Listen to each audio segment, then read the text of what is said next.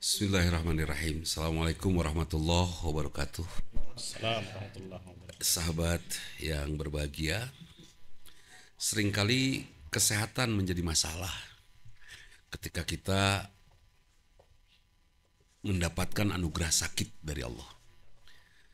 Padahal pada saat Nabiullah Ayub alaihissalam sakit, beliau tidak berdoa minta sehat, tapi malah menyatakan kepada Allah, engkau telah menyentuhku dengan sakit ini, kan itu.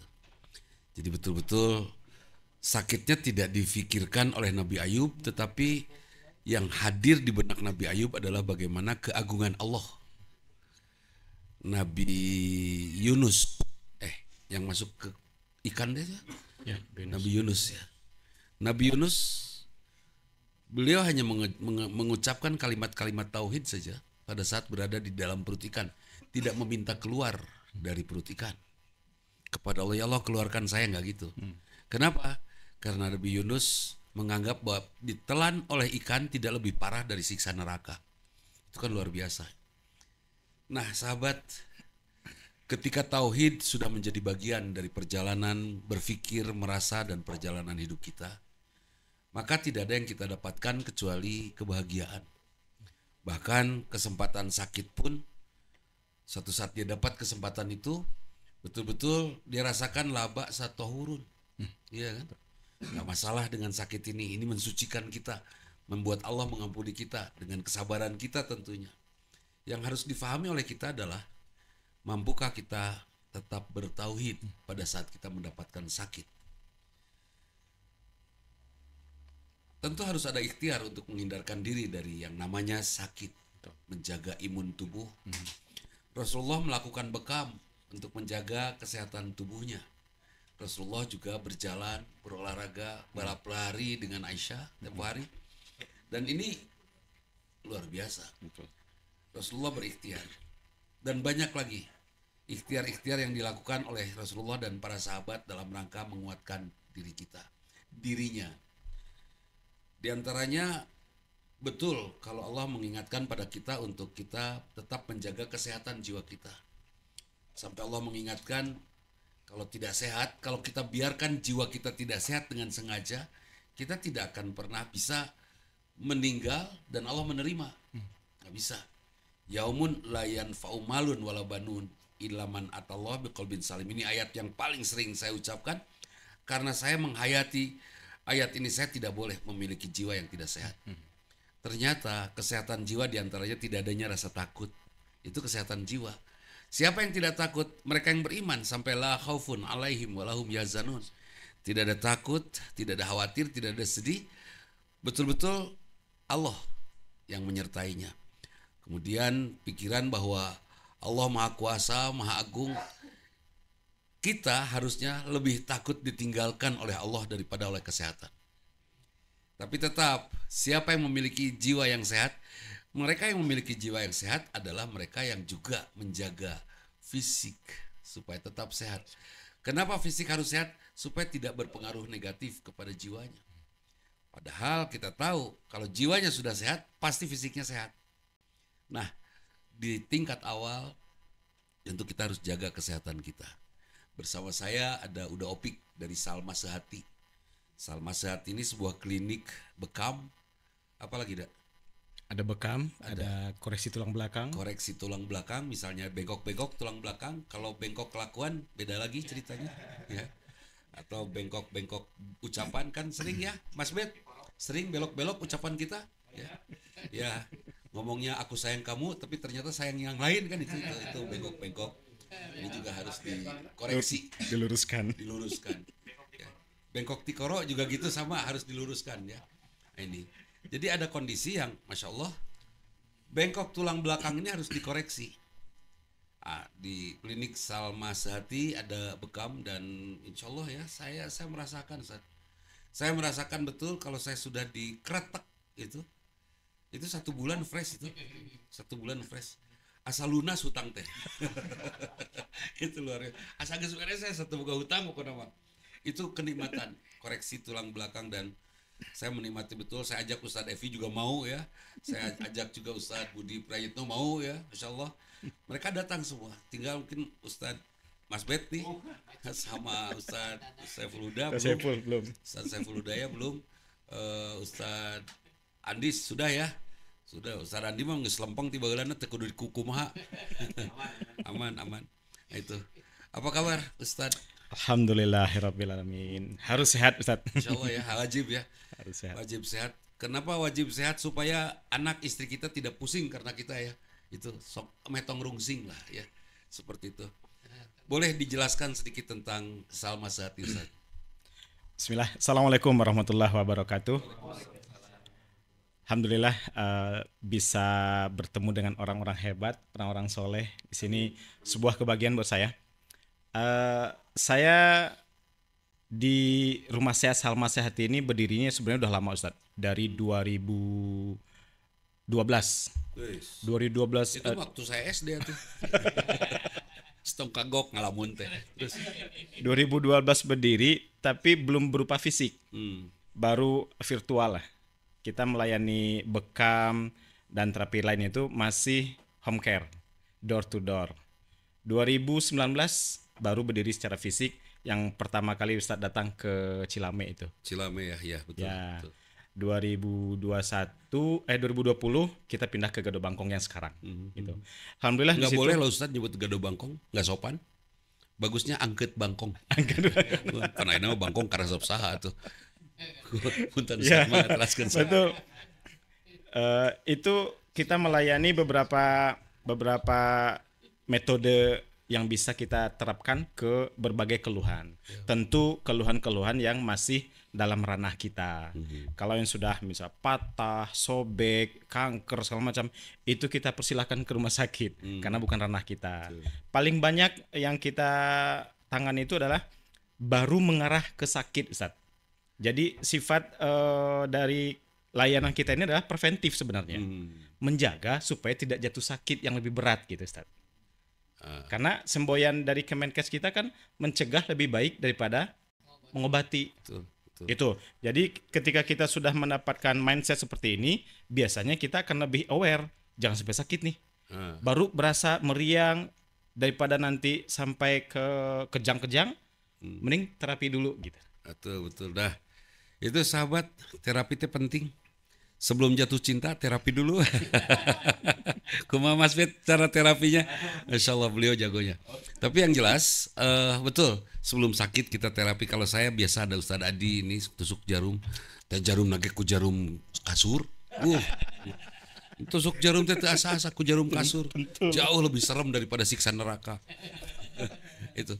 Jadi betul, kita harus melakukan pencegahan ya sebelum sakit. Sekarang dimulai dari Beckham, Ustaz. Beckham ya, bukan David Beckham. Di sini ada Hafid Beckham tuh, Hafid juara Beckham. David Beckham. Beckham, apa sih gunanya itu Beckham, Ustaz?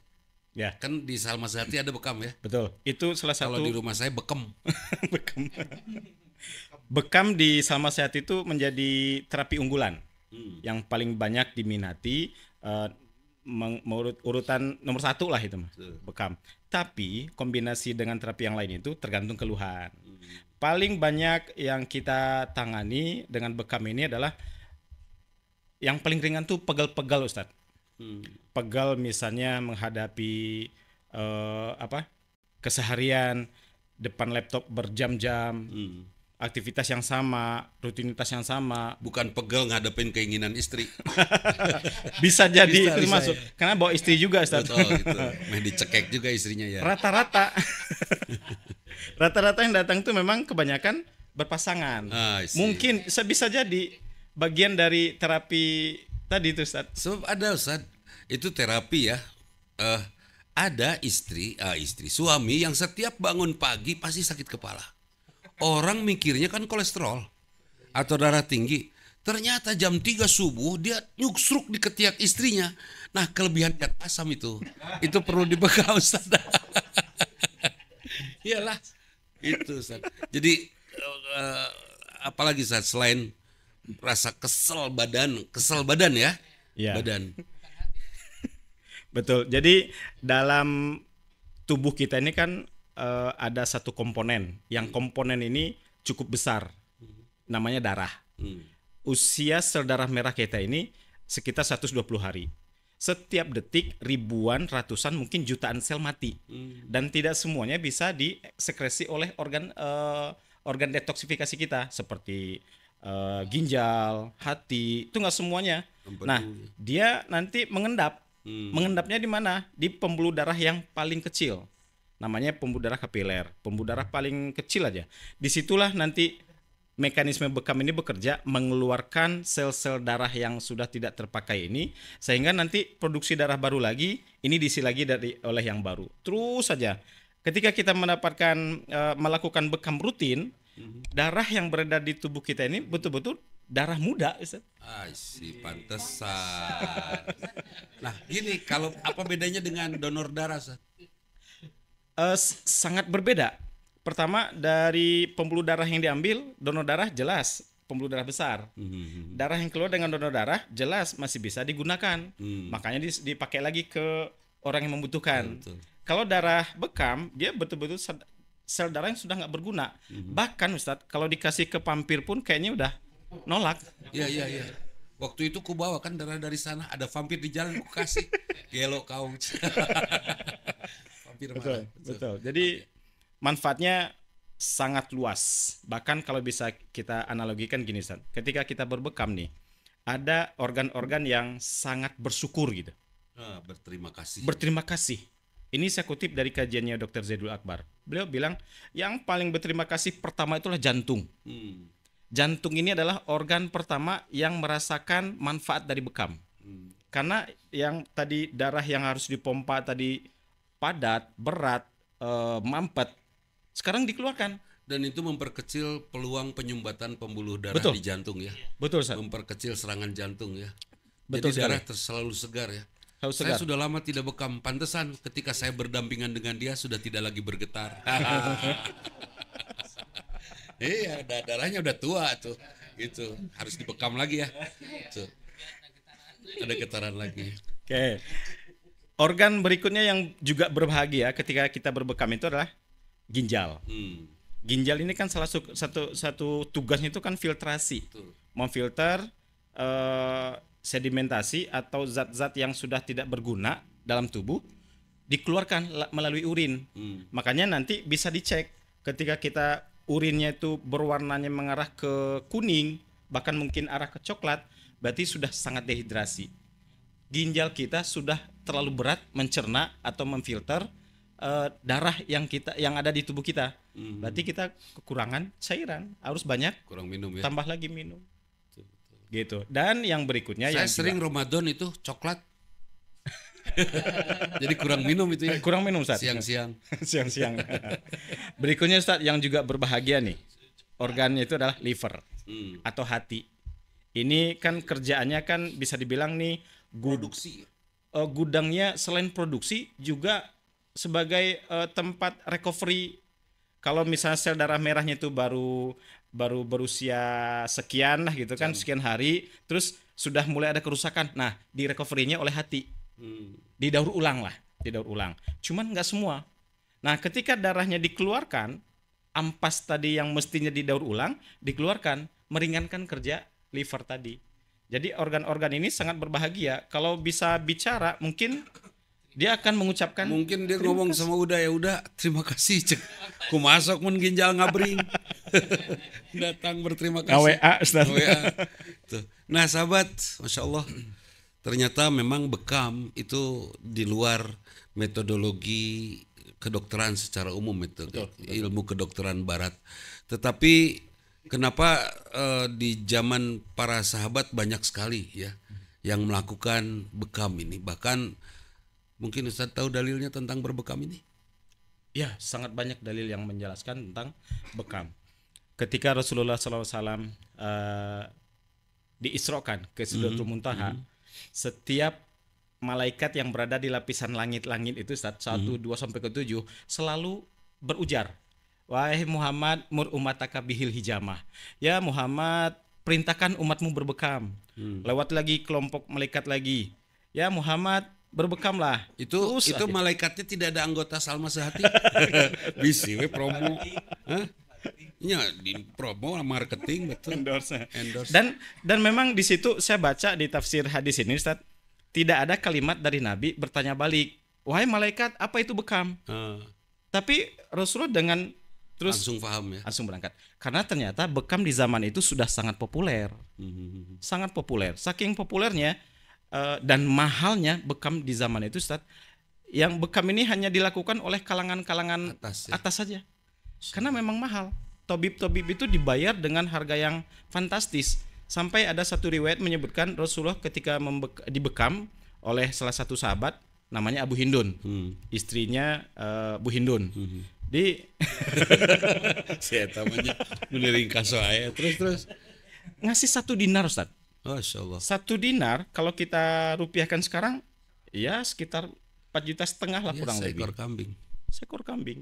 Terus ada lagi riwayat lain menyebutkan Rasulullah memberi 3 sok kurma. 3 sok kurma itu ya sekitar 2 kilo lah kurang lebih. Kurmanya Nabi itu kan kurma terbaik.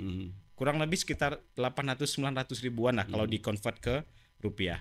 Artinya bekam sudah sangat populer dan hanya kalangan-kalangan tertentu yang bisa melakukan bekam. Catat hanya kalangan tertentu. Kemarin juga datang vampir ngabibita sama saya dibekam Ustaz. Mau nggak di belah mana? Tadi di napi iya coba nggak mau saya. Oke, ada kaitannya sering sekali orang mengaitkan antara bekam dengan ruqyah. Nah, bagaimana dengan ruqyah? Betul. Ya, salah satu solusi dalam kesehatan nabawi ya ruqyah. Bahkan kalau saya baca dan saya mendengar penjelasan beberapa masyayikh itu Ustaz, ruqyah berbekam. Jadi ketika kita mengeluhkan sebuah keluhan nih, jadi bukan dulu yang diingat rumah sakit mana, obat apa, merek apa, siapa yang bisa bantu, enggak. Tapi disyukuri dulu, nerimo dulu gitu. Nerimo, terus ada tuntunan begini, Rasulullah tuh setiap kali ada keluhan yang dibaca itu ditempelkan tangan ke yang sakit, yang dibaca Allahumma rabbana sa'jibil ba'sa dan seterusnya. Ini tindakan pertama ketika mengeluhkan ada keluhan gitu. Disehatkan dulu mentalnya ya. Betul. Nerima dulu dengan ketentuan Allah ini berupa sakit ini, baru cari ikhtiar yang lain. Baru bekam. Nah, jadi sahabat, dalam pengertian saya ruqyah itu adalah istri Pak RT. Ada Ibu Ruqyah. Atau biasa disebut dengan Rokayah. Tapi yang jelas zaman itu belum ada dokter. Yang ada tabib. Dan sebelum ada tabib, itu perdukunan kepala suku yang mengobati orang-orang sakit itu. Dan kepala suku melakukan ruqyah itu. Jampe. Nah, ruqyah ini sekarang dikaitkan dengan pengusiran jin. Padahal sama sekali tidak. Betul-betul pengobatan sebelum hadirnya para tabib, apalagi dokter. Seperti itu. Jadi pengobatan saja. Ustaz, boleh nggak saya ruqyah mandiri? Ari ente kumaha gitu kan. Ruqyah mandiri, saya juga sering ruqyah mandiri. Pada saat saya mau sakit flu, saya minum obat flu, itu ruqyah mandiri kan. Pada dasarnya ruqyah itu menenteramkan mental seseorang. Si kepala suku atau dukun artinya dukun yang menyehatkan itu pada zaman sebelum Islam, dia memberikan rasa tentram kepada pasiennya, memberikan sugesti yang bagus. Nah, baru dilanjutkan pada masa Rasulullah dan pada masa Islam ya, dengan bekam. Nah, betul. Jadi intinya ada di bekam dan ketentramannya ada di Islam secara keseluruhan. Ruqyah sendiri gimana caranya? Ustaz, di rumah saya banyak jin. Ganti atuh ulah ku jin. Ku wol. Katun. Nya katun teh jin teh apa? Jadi apa? Non. Jadi apa beli. Yang jelas ketika ruqyah itu nyusir jin, saya rada protes. Sebab ada banyak jin teman saya. Protes, dia diusir. Pada diri kita semua ada jin yang mengikuti kita. Ya. Korin. Ketika Korin ini jahat, jahil dia. Tapi nggak usah khawatir tentunya ya, karena pada diri kita ada. Tidak usah khawatir, kita tidak usah takut dengan jin dan nggak usah diusir juga. Yang jelas pada saat kita tidak sehat, ada mental kita yang sedang tidak baik. Itu ya. Baik. Kemudian saat kaitan bekam dengan Sekarang ada teknologi cara mungkin ya, seni dari orang-orang Thailand yang melakukan cara memijat yang biasa Ustadz sebut dengan matai, massages Thailandes. Oh, orang jagoannya. Ya. Terus ngapalkan tadi. Massages Thailandes, mencetan gaya Thailand. Betul. Itu.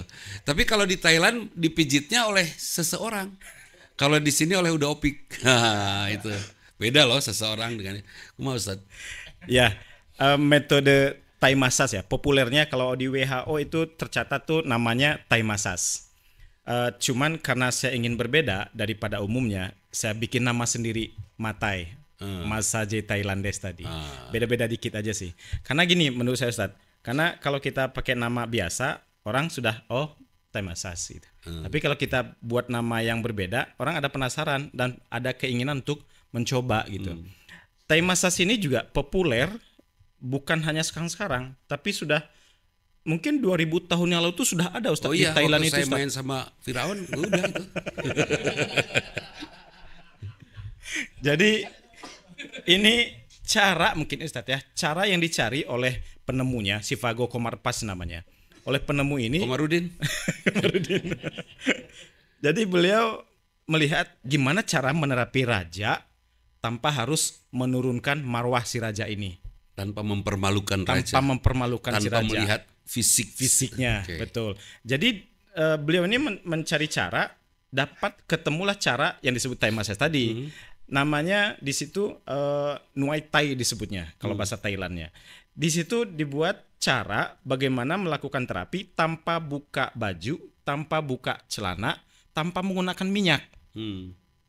Jadi betul-betul melakukan stretching di bagian-bagian tertentu, hampir semua bagian tubuh ini atas ke bawah ke atas. Ada berapa bagian itu? Ada 100? Kalau dari gerakannya itu ada mungkin di 500 gerakan Ustaz. Masya Allah. 500 gerakan itu yang baru terkuasai Ustaz. Kalau dari indeks Thai massage dari kitab aslinya itu ada sekitar 2000 gerakan. Jadi ada kitab macam-macam di samping Taurat, Jabur, ada kitab Thai massage. Ya, luar biasa ya. Segala rupa ya. Terus. Betul. Jadi kalau kita lihat mungkin teman-teman, mungkin Bapak Ibu pernah melihat yoga ya. Yoga itu kan dilakukan sendiri Ustaz, mandiri ya. Nah, kalau mata ini dilakukan oleh terapis. Dr. Zaidul Akbar waktu saya terapi, beliau bilang ini stretching manja dia bilangnya. Karena di stretchingkan. Oh, dibantu ya. Dibantu. Jadi bagian-bagian, makanya nanti di awal itu kita ada namanya screening. Kita screening dulu mana yang bagian yang bermasalah, mana sekiranya harus diperbaiki, dilenturkan, mana yang berlebihan lenturnya atau sebaliknya terlalu tegang, nanti kita koreksi. Kita kembalikan ke fungsi normalnya masing-masing. Masya Allah. Kadang dia di bararengkok apa gitu. Perlu dimasaj. Cara duduk, Ustaz. Cara duduk kita nih. Contoh Om tuh duduk seperti ini. Ya, Om ini kan duduk yang tidak ergonomis. Yang di depan juga duduk cuman melengkung di belakangnya. Punggungnya ini ya. Tidak ergonomis ini. Kalau tidak ergonomis berarti nanti akan ada struktur tulang kita yang tidak pada tempatnya nanti. Kalau dibiasakan. Lama-kelamaan dia nanti ada nama kiposis. Kalau ke samping nanti namanya skoliosis. Skoliosis itu ada kurva C, ada kurva S. Kalau ke depan disebutnya kiposis tadi. Bungkuk belum pada waktunya. Disebutnya bungkuk dini. Mana yang bongkok tapi can aki-aki. Nah gitu. Gitu Ustaz, kurang lebih lah ya. Insyaallah. Terus cara koreksinya? Nah tadi setelah kita melakukan screening, kita menemukan tuh bagian-bagian mana saja yang bermasalah, baru kita lakukan koreksi tulang belakang. Nah salah satu metodenya dengan Thai massage. Nanti kita akan menemukan lower back kah yang kena, upper back kah. Nanti kita ada gerakan-gerakan tertentu. Kalau sudah ketemu kasusnya, itu gerakan itu nanti sangat relevan dengan keluhan yang sedang dirasakan. Termasuk keluhan saraf kejepit ya. Betul. Kalau bahasa kita saraf kejepit. Kalau bahasa dokter sananya bahasa apa? Saraf apa? Kalau kedokteran menyebutnya HNP. Hernia nucleus pulposus disebutnya. Kalau bahasa orang saraf sih ya.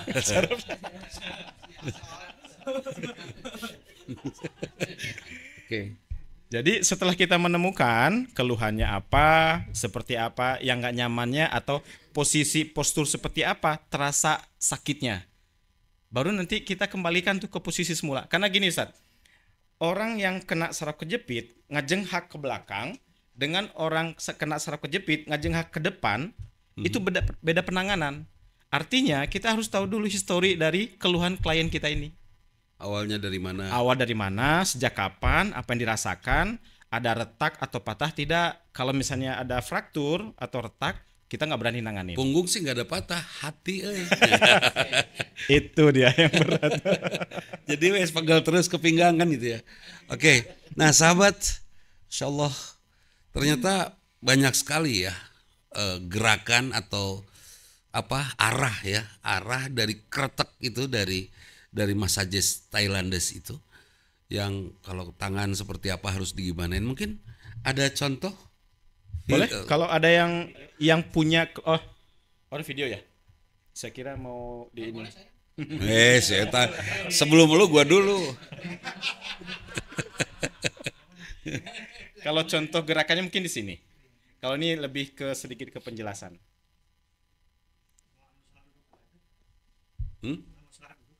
Ini ini mah Ustadz Evi ya. Dia jadi korban. Trek tek tek. Trek tek tek. Luar biasa. Sebentar sekali. Berikutnya. Nah itu boleh. Ini beberapa gerakan dapat. Ini di pondoknya Ustadz Hanan ya Ustadz. Oh ini di tempatnya Ustadz Hanan Ataki ya. Ini siapa nih siksanya? Ini orang marketingnya ini. Orang marketing. Aduh. Dek. Aduh, itu teh luar biasa. Terus satu lagi? Satu lagi.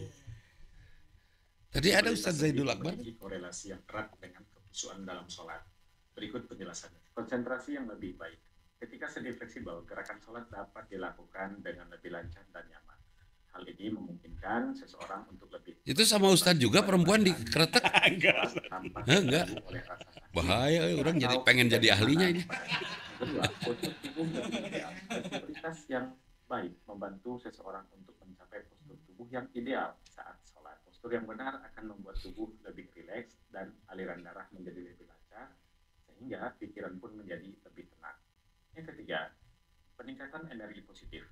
Gerakan sholat yang dilakukan dengan tubuh yang fleksibel dan nyaman akan memicu produksi endorfin, hormon yang memberikan perasaan tenang dan bahagia. Hal ini dapat meningkatkan energi positif, lebih membuat seseorang lebih khusyuk dalam beribadah. Mencegah distraksi fisik. Yang keempat, kaku pada sendi dapat menyebabkan rasa nyeri atau ketidaknyamanan terus-menerus, mengganggu konsentrasi saat kita melakukan sholat. Dengan menjaga fleksibilitas sendi, gangguan fisik semacam ini dapat diminimalisir. Intinya, rekan-rekan, fleksibilitas sendi yang baik adalah salah satu faktor pendukung untuk mencapai kekhusyuan dalam sholat. Tubuh yang sehat dan fleksibel akan memudahkan seseorang untuk lebih fokus pada ibadah dan mendekatkan diri pada Allah Subhanahu wa Ta'ala. Assalamualaikum warahmatullahi wabarakatuh. Itu ya satu gambaran sederhana ya, bahwa memang gerakan tuh otot kita harus bagus. Jangan sampai sesudah sujud kita berdiri nggak enak gitu, susah ya. Malah pernah ada video-video yang beredar bahwa kalau kepala bungkuk lebih rendah daripada pinggang, itu pas bangun sekaligus bisa ngoleang. Itu cara orang untuk membuat kita anti kepada gerakan sholat ya. Itu kan orang-orang asing, sementara kita yang sholat kan malah sangat rendah, kepala kita lebih rendah daripada pinggang kita, dan ternyata nggak ada masalah. Yang jelas sahabat rahimakumullah, Ustaz, di mana alamat Salma Sehati? Alamatnya ya tadi Ustaz, Gado Bangkong tadi Ustaz. Angket Bangkong ya. Gado Bangkong di dekat pengadilan agama. Di sana banyak yang second. Ya. Di sana banyak yang second ya. Cara carinya yang paling mudah itu patokannya itu ultra pabrik Ultra Di Jaya. MIP sudah ada ya? Di Sudah MIP ada Rumah sudah Sehat ada. Salma Sehati. Rumah Sehat Salma Sehati. Dan ini rekomendasi saya. Kenapa saya sampaikan rekomendasi ini? Karena memang saya merasakan betul manfaat daripada mata ini. Luar biasa. Tan. Saya biasa nyetir sendiri. Suatu saat saya pernah nyoba nyetir berdua, susah Tan. Nyetir sendiri, berdua sama Pak Tumpuk atuh. Ya alhamdulillah. Saya bisa nyaman itu nyetir kemana, jam berapa, subuh sampai malam setelah itu. Karena memang sekarang belakangan ini agak susah pergi ke Gadu Bangkong waktunya ya. Pas giliran ini ustadznya udah nggak ada kan itu ya. Jadi waktunya seperti itu. Yang jelas sahabat rahimakumullah, sahabat Majelis Madani, saya mengundang meskipun hanya sejenak Ustadz Uda Opik ini, saya nyebutnya Uda Opik ini untuk bisa mengingatkan kepada kita, mengajari kepada kita untuk menjaga kesehatan ya. Ustadz mungkin ada tips yang bisa disampaikan. Siap, insyaallah. Ini tips yang saya selalu lakukan. Setidaknya setiap pagi sebelum kita mulai beraktivitas, luangkan waktu 5, 10 atau 15 menit untuk melakukan stretching, Ustaz. Ini sangat penting. Bukan olahraga ya, Ustaz ya. Stretching. Stretching ini Muliat. muliat. Iya, muliat. Seperti layaknya kucing bangun tidur. Betul, disebutnya cat pose. Cobra pose.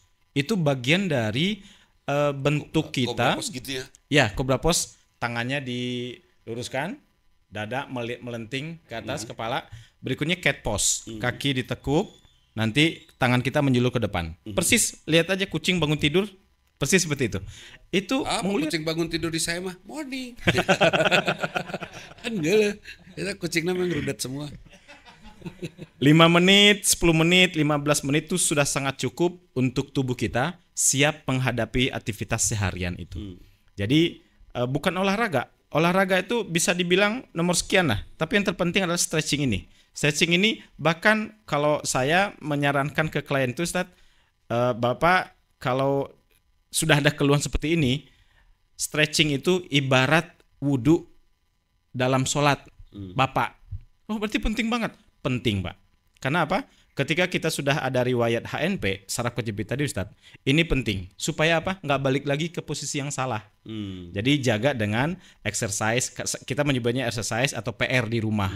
Ini penting sekali lagi, karena dalam gerakan sholat kita sebenarnya sudah sangat cukup untuk stretching tersebut. Hanya kalau dilakukan dengan baik dan benar gitu. Saya sering sekali Ustaz melihat orang yang lagi sholat, kalau Ruku. datang sholat telat misalnya kan, rukunya itu nggak sempurna, asal ruku, nggak terjadi stretching di situ, nggak terjadi peregangan antara torakal, lumbal tuh nggak terjadi peregangan, melendung. Artinya memang nggak ada peregangan di situ. Saya pernah itu ada jamaah, saya ingetin, lurusin itu punggungnya, ruku teh. Dia teh nggak nurut, terus saya bengkok pas berdiri, oh bongkok. Salah perintah. Nah, kalau belum Itu tidak pernah stretching itu teh. Kalau belum atau tidak ada atau belum adanya keluhan, berarti tadi semboyan tadi kita harus gaungkan di mindset kita. Mencegah lebih baik dari mengobati. Sebelum ada keluhan, cegah. Cara duduk, cara ngangkat barang, cara berkendara. Iya Ustadz, saya cara duduk ikutin saran Ustadz, tegak gitu kan, kaki tidak ditumpang, Betul. tegak gitu kan, kaki tidak bertumpang-tumpang, gini aja. Itu saya disebut anggun Ustadz. Kalau ditumpang lebih anggun Ustaz. Seksi itu mah. Gitu mungkin ya rekan-rekan. Sebenarnya saya banyak bikin video edukasi Ustaz. Saya juga buat di story atau di reels di Instagram. Itu ya banyak lah yang mendapatkan manfaat. Cuman maksud saya ini kan kita nggak bisa memperagakan nih. Ada beberapa gerakan yang bisa kita lakukan. Ini general, nggak mesti ada keluhan atau sudah ada keluhan tertentu, nggak. General. Yang terpenting tadi tuh cobra pose dan cat pose Zebra tadi. pose. Oh, Cat pose tadi. Menopause. menopause. Zebra cross. Jadi kalau kobra tuh begini ya. Ya. Kalau kucing bungkuk ya. Ya. Itu tinggal diamalkan saja sahabat semua. Karena memang gerakan stretching ini sepertinya gerakan pemalesan, tapi kalau memang diatur, bahkan Ustadz Ihsan benar ya kalau saya sebut ciri sholat yang sesuai dengan sunnah Rasul itu tidak akan pernah menyalahi kesehatan. Justru mendukung Kepada kesehatan. Kalau ada gerakan yang tidak mendukung kesehatan, itu pertanyakan sesuai nggak dengan sunnah Rasul. Pasti ada yang salah. Itu. Setiap gerakan sahabat, gunakan gerakan yang betul-betul memakai tenaga. Ruku nanti pakai tenaga, jangan asal plek gitu kan. Sujudnya pakai tenaga, untuk pakai tenaga tidak gornya jeduk gitu kan. Betul-betul pakai tenaga, bangkitnya pakai tenaga, bahkan salam ke kiri ke kanan pun pakai tenaga. Kalau tidak pakai tenaga, sepertinya gerakan itu menjadi gerakan yang tidak begitu memberikan arti ya kepada fisik kita. Ini luar biasa. Terima kasih Ustadz, jazakumullah khairan katsira. Sebentar memang, tetapi mudah-mudahan sahabat-sahabat semua yang menyaksikan ini di YouTube ini nanti mungkin akan dimasukkan nomor telepon dari Uda Opik di Salma Sehati untuk bisa pesan tempat ya, pesan waktu. Saat saya hari Senin, kebetulan saya saum Senin Kemis tiap hari, jadi saya bisanya hari Minggu misalnya kan. Ya. Dan kalau hari-hari biasa saya tahajud siang malam. Pan soleh pisan. Jadi saya hanya bisanya Minggu, karena Minggu betul-betul hari saya libur ibadah. Waduh, ini teh sholat acan. Itu bisa pesan tempat, pesan waktu kepada Ustadz, kepada Uda Opik di Salma Sehati, rumah sehat ya di Gado Bangkong, di dekat itu markas tentara apa sih? Pusdikter Ustadz. Pusdikter ya, Pusat Pendidikan Dokter Teritorial ya. Bukan dokter ya. Peda jeung dokter ngomongna. Oke, Pusat Pendidikan Teritorial dari Angkatan Bersenjata Republik Indonesia. Dekat di sana ada pengadilan agama, pengadilan agama. Di situ saya sebut pengadilan agama dengan istilah rumah second. Ya banyak sekali. Mudah-mudahan bisa teman-teman memanfaatkan ini. Sangat penting untuk menjaga kesehatan. Ya, sangat penting, dan lebih penting lagi memanfaatkan kesehatan. Itu saja, mohon maaf bila ada sesuatu yang tidak berkenan. Aku qouli hadza wa astaghfirullah li wa lakum. Assalamualaikum warahmatullahi wabarakatuh. Waalaikumsalam warahmatullahi wabarakatuh.